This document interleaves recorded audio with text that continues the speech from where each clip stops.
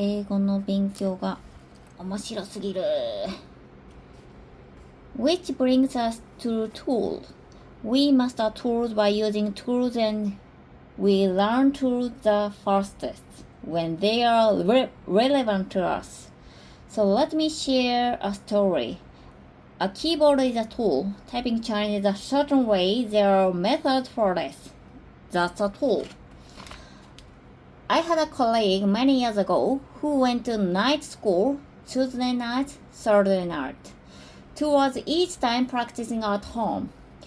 She spent 9 months. She did not learn to type Chinese. And one night we had a crisis. We had 48 hours to deliver a training manual in Chinese. And she got the job. And I can guarantee you,In 48 hours, she learned the type of T Chinese because it was relevant, it was meaningful, it was important. She was using a tool to create value.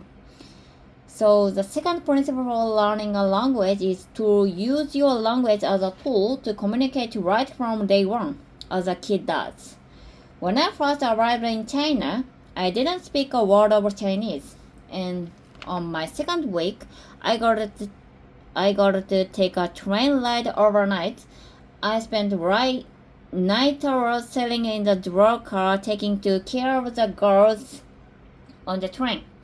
She took an interest in me for some reason, and she just chatted all night in Chinese. She was drawing pictures and making movement with hands and facial expression and piece by piece.I understood more and more, but that was really cool was 2 weeks later.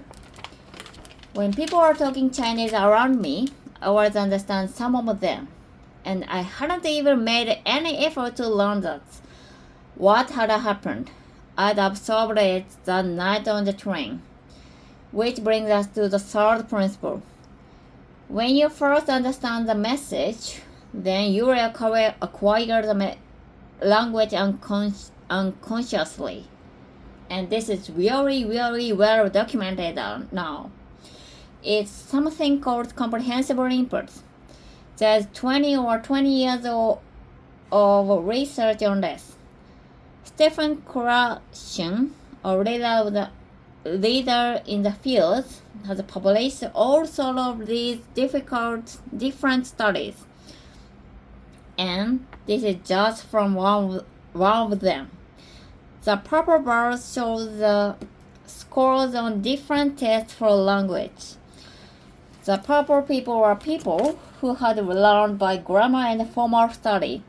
The green ones are the one who learned by comprehensible input. So comprehension works. Comprehension is key. And language learning is not about accumulating lots of knowledge. In many ways, it's about physiological training. A woman I know from Taiwan did great in English at school. She got A grades all the way through, went through college. A grades, went to the US and found she couldn't understand what people were saying. And people started asking her, "Are you deaf?" And she was English deaf.